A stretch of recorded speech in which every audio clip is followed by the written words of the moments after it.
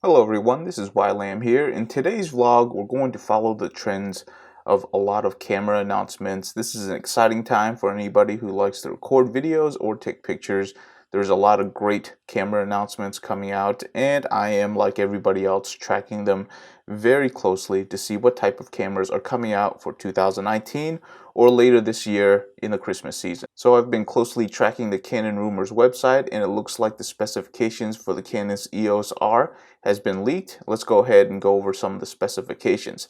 Now, before we actually look at the specifications, let's face it, a Canon camera that's full frame, records 4K, and has dual pixel autofocus.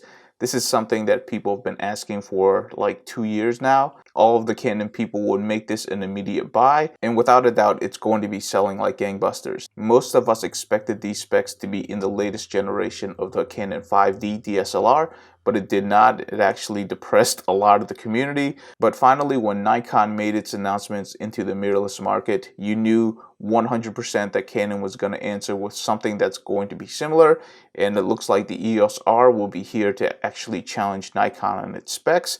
So let's go ahead and go over the specs specifically. There's some really interesting aspects and some parts that doesn't look very interesting at all. But that's always what it is for every camera. There's never going to be one specific camera that's going to cover everything, but it is quite interesting, and it's shaping up to be one of those must-have cameras for YouTubers, which I fully expect to sell really well to them because I have worked with the dual pixel autofocus and it is an industry-leading technology. Some of the other manufacturers are slowly starting to catch up, but it remains to be seen if the dual pixel autofocus has improved, which will continue its dominance into autofocus recording of video. So let's go ahead and dive into the specs.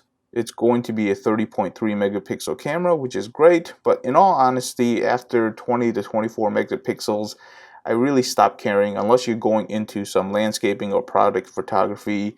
Around 24 megapixels, the image is already huge, the details are already great, so I'm not really too worried about that. Dual pixel RAW support, that is fantastic. The maximum number of autofocus points is 5,655. That seems to be quite a bit excessive. I'm not sure if that's selectable autofocus points, but if it is, that's just way overboard. Nobody would want to actually move a joystick that far away unless it's just a pure touchscreen. At that point, would you really need something that refined on a full frame camera anyways? So it might be just a marketing number, I don't really know, but we'll see when the actual product comes out. The ISO sensitivity is 100 to 40,000. Now traditionally, Canon cameras have not been known for their low light capabilities or their dynamic range. However, they more than make up for that with their color. It's industry leading in a lot of different ways. A lot of YouTubers use the Canon cameras, and professionally with their C100, 200, 500, 700 lines. They've been used all over the place. The Canon color is so recognized. It's kind of become the standard by sheer use and the amount of content using Canon colors. So that's the reason why Canon cameras and Canon colors are so popular amongst almost everybody. One of the things that has not been mentioned, and I haven't seen any support of this, is if it's going to be a back illuminated sensor. That would definitely help with image quality and sensitivity to light, which means it should be better in low light and dynamic range. But again, we'll wait to see if that actually happens.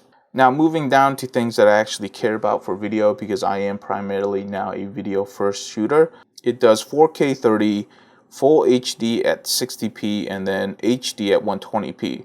So this is the first camera that does 4K, so it definitely checks that. It doesn't do 60p, which is a little bit underwhelming, but at 4K, everybody's still going to be happy. What's kind of unimpressive is that it doesn't do full HD, which is 1080p at 120 frames. At this point, I expect all cameras to have that. That type of slow motion is so useful. It's so cinematic and everybody loves using it that it just goes to show that Canon is still kind of gimping their cameras, or maybe they're making their cameras to a specific price point because they're just going to make up for it with their amazing autofocus. But keep in mind, people are catching up, and I think eventually Canon will not be able to lean on that crutch to continue to sell their cameras. The camera uses SD cards, which is a big bonus for me because all of my cameras use SD cards. I'm not sure if it actually has dual SD cards. This is one of the things that's kind of annoying at this point. It looks like the major manufacturers might not be supporting that with their first release of their mirrorless systems, but it remains to be seen if that might change, as the official announcement has yet to happen. Other than that though, it looks like all of the recordings are going to support All-I, so that is a very good codec for color grading and for post work. So it looks like Canon is supporting the video side with their mirrorless systems. It remains to be seen if this is going to be a very capable camera or not once we actually start seeing some of the reviews from some of the professional guys, but I'm still very excited to see this camera and see what it can do.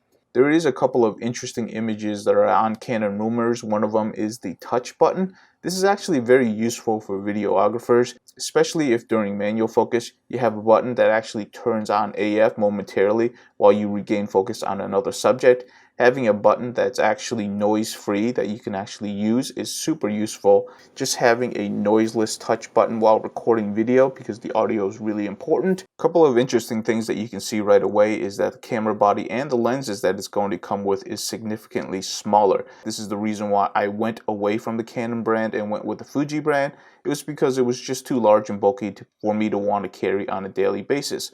With this brand, you can see a dramatic reduce in size of the camera body and also the lenses. That's going to be a big bonus for anybody who's doing YouTube style content while on the go. It would definitely benefit people like me who wants to carry a small camera system around with them at all times and just use it whenever it's convenient. This is a pretty interesting development because the Canon EF lens has kind of been the standard for adapting lenses. If you look at my Blackmagic cameras, if you look at the Micro Four Thirds cameras, a lot of the adapters go to EF mounts. A lot of the other professional cameras, when they actually aren't PL mounts, they're going to be EF mounts because it's such a popular standard. For them to actually move into a new mount called RF, it just shows that they value the compactness or the lightness of the camera systems nowadays. I think that's something everybody appreciates. So it remains to be seen if it's going to be as good as the EF mounts. One thing we'll know is that they already will come out with an adapter to actually put an EF mount onto the mirrorless system, which is something that's really nice because that is probably the most well-rounded ecosystem within the camera industry. Everybody uses the EF mount in one way or another, and it's just a very popular and overall good mount to support in your camera systems. It looks like Canon's going to be following the Nikon route, in which the new mount is going to be larger, so this is going to fight vignetting. It's going to allow more light to reach the sensor, so that is a good thing. We're going to see what this mount's all about with the lenses that it's going to come with. The articulating screen is going to be welcome. All of the YouTubers out there are definitely going to like that. But what I've heard from the traditional photographers, this is not their preferred screen, so it's definitely going to be a compromise for them. But for me, being video first, I definitely welcome that fact. There will be a microphone jack and a headphone jack, so this is a camera that's definitely meant to support video. So before ending this vlog, there is definitely a few things that aren't mentioned. One of them, I've already said, is the back illuminated sensor. We don't know if it's going to have that. We also don't know if it's going to have IBIS or image stabilized sensor. I'm not sure if Canon's going to be supporting that type of technology. There's going to be also a lot of interest on whether or not the autofocus system is going to feature eye autofocus. This seems to be the new frontier for technology for autofocus systems, and it looks like Sony will continue to be the leader in this, with Fuji really trying to develop that technology. Hopefully Canon and Nikon will catch up with this, but it remains to be seen.